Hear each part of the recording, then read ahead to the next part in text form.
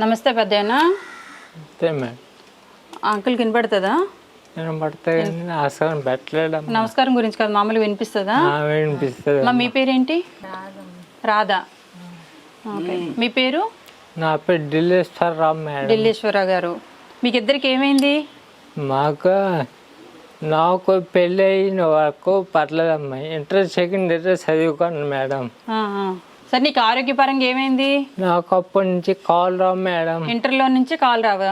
Inter ఈ call రాని కారణంగా చదువు అయిపోయింది మేడం. అవునా? మరి ఈమె ఎవరు? మీ భార్య? మా భార్య మేడం. ఆవిడ మున్సిపాలిటీ ఇంకా మోకుంది కానీ ఆవిడకి ఎట్లా లేదమ్మా, కాళ్ళు ఇరిగిపోయిందమ్మా. కాళ్ళు మీకు విరిగిందమ్మా? పోలియోనా? చూపింది మేడం. నడవలేకపోతున్నారు. పర్లేదు పర్లేదు పర్లేదు. రాడ్ పెట్టారా? అయ్యో, ఈయన కూర్చోలేకపోతున్నట్టున్నారు కదా, పడుకొని ఉంటారు ఈయన. పర్వాలేదా? ఎంతసేపు పర్లేదమ్మా, ఒక 5 నిమిషాలు పర్లేదు. మీరు ఏం పని చేసుకుని మీరు తినడానికి బ్రతుకుతున్నారు? తాపి పని చేసేవాడిని అమ్మా. చదువు మనిషి తాపి నేర్చుకున్నాం. Madam house keep madam. ఇప్పుడు పని చేస్తున్నారమ్మా మీరు? ఎక్కడికైనా వెళ్ళి పని చేస్తున్నారా? మీకు తినడానికి డబ్బులు ఎలా వస్తున్నాయి? నాన్నకే పెన్షన్ వస్తుంది మేడం. అదే ఖర్చు. 4,000 తెచ్చుకొస్తారు మేడం. 2,000 3,000 అయితే 4 సరుకులు తెచ్చుకొని వాడుకుంటున్నా. నా మాట జూమ్ వచ్చి నుంచి నా మాట తాగిన వాళ్ళకి వచ్చేది మేడం. ఎక్కడికి వెళ్ళి ప్యాక్షన్ చేసుకుని ఇద్దరు రకం ఆపదు మేడం. మా ఆవిడకి కాళ్ళు విరిగిపోతే 3 రోజులు హాస్పిటల్ ఉండి నీళ్ళు తాగితే పాస్కి వెళ్తే ఇది ఎక్కడ తాగు ముచ్చుడు తోలేదు అని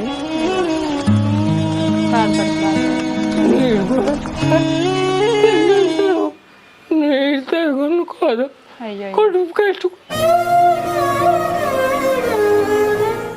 పిల్లలు తెచ్చిపోతారు. ఇద్దరు కొడుకు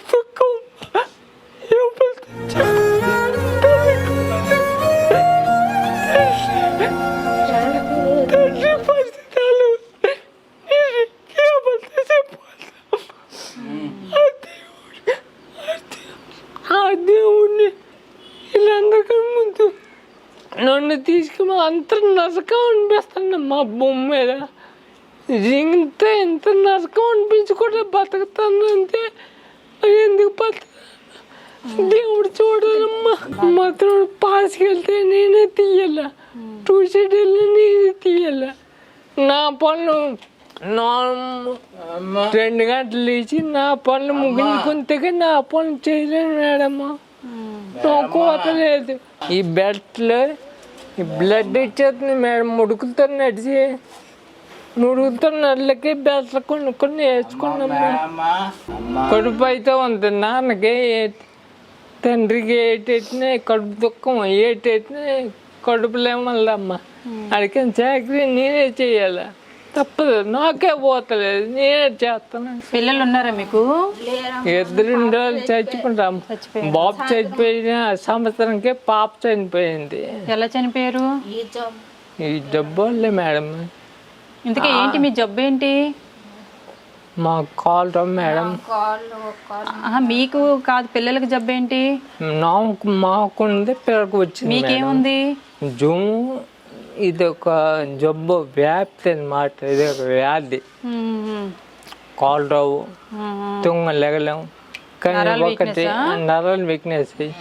ఎప్పుడు చనిపోయినా ఏ చేయని కేకలు పెట్టడం, గోలు పెట్టడం.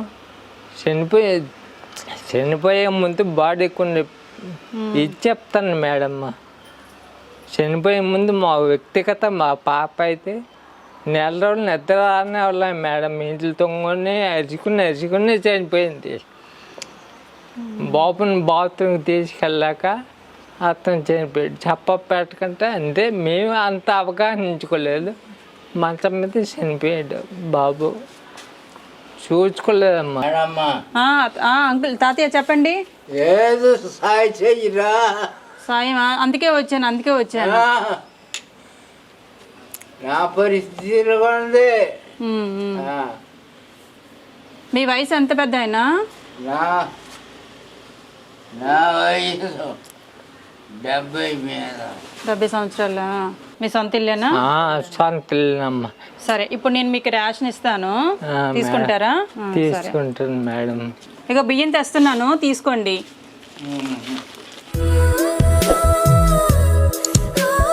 ఇంకమ్మా, ఇంకా మిమ్మల్ని ఎక్కువ మాట్లాడించి మిమ్మల్ని ఇబ్బంది పెట్టాలని, మిమ్మల్ని చూసి మీ మాటలు బట్టే నాకు సగం అర్థమవుతుంది.